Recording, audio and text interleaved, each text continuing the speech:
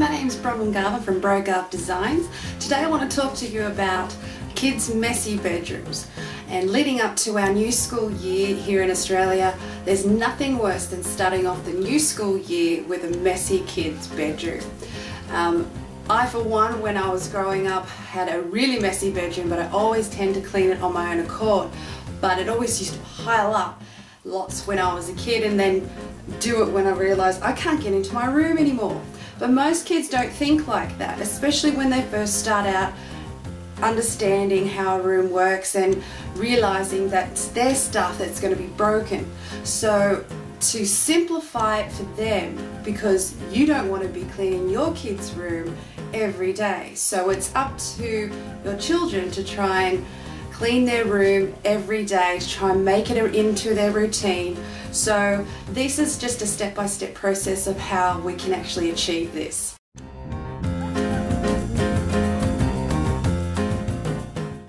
So the starters, there's one of the best quotes I've ever heard, and I try and use it as a mantra to my children when trying to clean their rooms, is a place for everything and everything in its place. And it's absolutely true to their word. So it's, if you don't have a place for it, put it to the side and deal with it afterwards, especially when you're cleaning the kid's bedroom.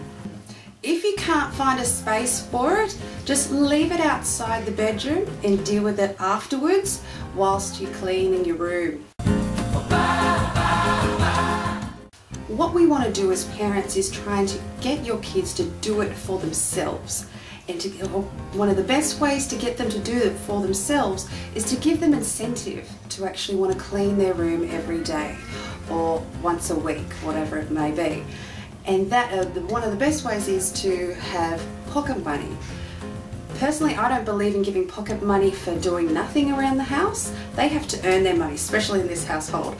And the best way to do that is to give them pocket money for cleaning their room, or doing the dishes, or putting their clothes into the laundry for laundry day. So I definitely recommend cleaning their bedroom for some sort of pocket money. It doesn't matter how much it is, it gives them a sense of earning money and the value of money. So I think that's a really good idea, and it will definitely get them to want to clean their room. If they're a little bit younger than 5 or 6, then the money incentive won't be as rewarding for them because they really don't understand the worth of money.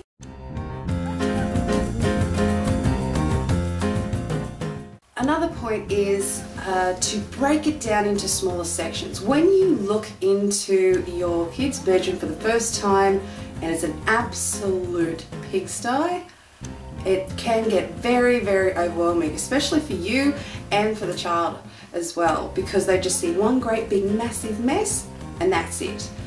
So what we need to do is we need to break it up into sections. That's what I found worked quite well for my eldest son, who's 7, because he just looked at it and just went, oh, what am I going to do? I don't know where to start, I don't know what to do, blah, blah, blah. So I still have to sit with him. I don't touch anything. I'll guide him in how to actually clean his room.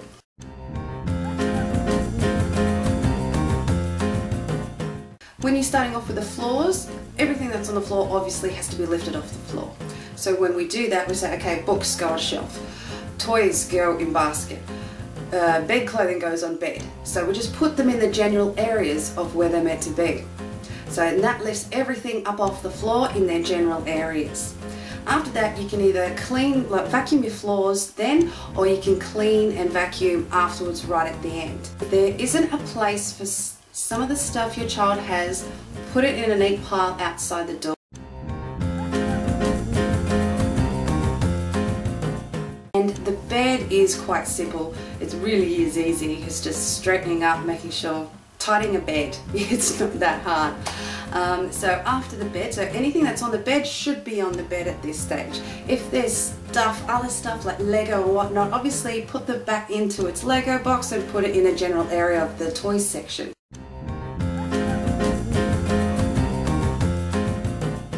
Then we start neatening up all the books, putting them into order. We don't always put them on their edge for the spines to show out. Sometimes we put them on the side just to mix it up a bit. and also just tidy up the toy boxes.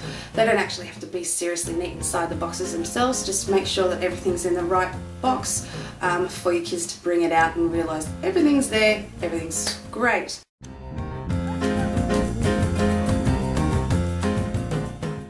So afterwards we do the desk, and that's when we have I have a whole lot of ceramic plant pots. They're about so big, and I put all his pencils in there. On his desk he has 2 drawers, so in his drawers go all his schoolwork.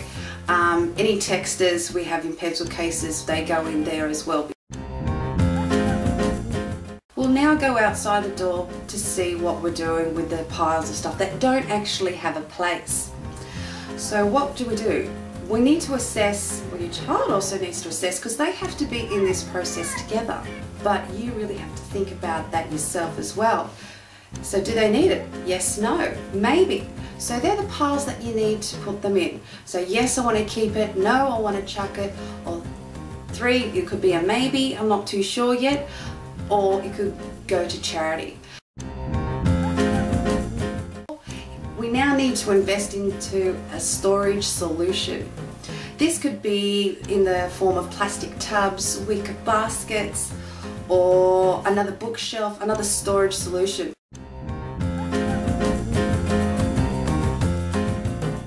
So it is absolutely imperative that you measure the space first.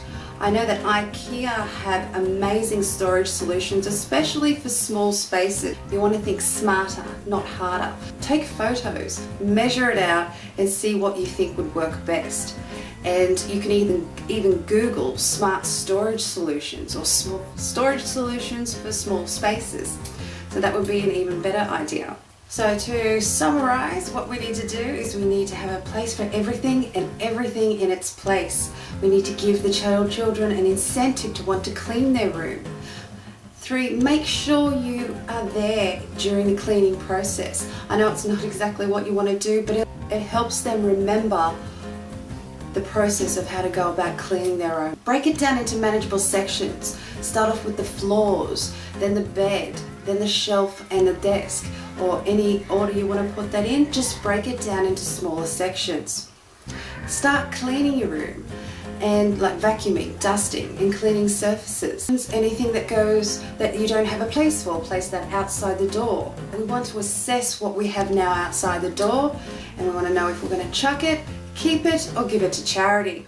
We need to find a storage solution. Make sure you measure and take pictures and Google smart storage solutions or spaces. So I hope you enjoyed that little video. Make sure you subscribe. I also have my blog down below, and I also have my website brogarthdesigns.com.au for any other interior design styling ideas and services that we provide. And also like me on my Facebook page. I finally did it, yes. So I'll see you later guys. Bye bye.